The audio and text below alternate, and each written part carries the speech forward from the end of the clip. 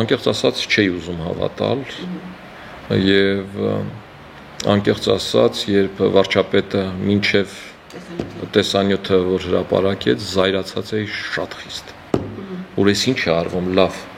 հասկանալի է որ այս մարդը ինչ որ խնդիրներ գիտեմ իրեն իր պահվածքը այդ տարածաշրջանում հանրության վերաբերմունքը իրեն ու ընդհանրապես հասարակության վերաբերմունքը իրեն այս տարիներին իր պահածը 2008 թվականից սկսած այս ենթատեքստերում բայց այս կարգի մեղադրանք դնելը մարդուն ոչնչացնել է այս ինչ են անում բայց երբ որ այդ կադրերը ցույց տվեցին ասեմ որ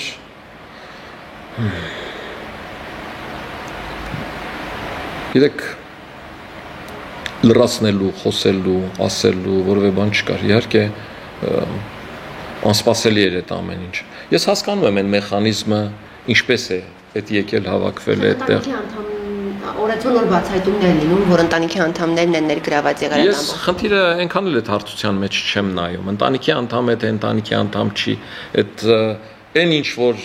հատկացված է զինվորին հայտնվել է ինչ որ մեկի պահեստում։ Ու երբ որ հաշվում ես այդ եղած պահածոները 7 միլիոն դրամի է։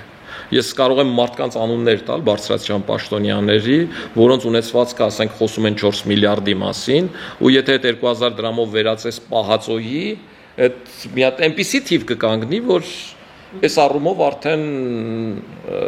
խոսալու թեմա չի լինի։ Ընդհանրապես բանակից ամեն գողացած դրամը պահածո է, այդ զինվորի ուտելիք է, զինվորի շապիկ է, բժշկական միջոց է, ուղղակի սա վիզուալ էր, տեսանելի էր, ու հանրությունը սրանից բորբոքվեց, իսկ թե ինչպես զինվորի այդ ուտելիքը կարող էր գար, այս մեխանիզմը շատ բնական է, ազատամարտիկները, երբ որ երկրապահները, երբ որ գնացել հասել են այնտեղ, կռվող զինվորը իջնում է իր ճաշարան հաց է ուտում, Երկրապահը, որ գնացել է այնտեղ, փոխարինել է, ինքը որտեղ է հաց ուտում։ Պետությունը դեռ ուտելիքի, պետությունը համապատասխան մարդու համար զինվորի քանակով տվյալ ճաշարանում ուտելիքի բաժին է իջեցնում։ Այդ ազատամարտիկի համար դեռ չի իջեցրել։ Հետևաբար այս մարդկանց պիտի ուղարկեն օգնություններից կերակուրը, պաշտպանության նախարարությունում եղած Այո, պաշտպանության նախարարությունում եղած այդ պահեստային, որը NZ է կոչվում, այդ ուտելիքը,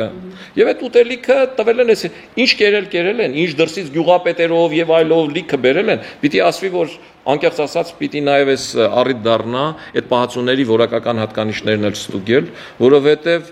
դրանց մի մասը ուղղակի,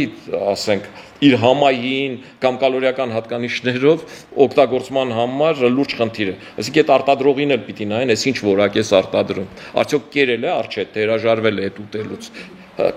Այսպիսի արտադրանքներ էլ կան, էլի, որ պաշտպանության նախարարությունը գնել է Գոմեշի մսից սկսած, ու դա էլ է զինվորից գողացած։ Այսինքն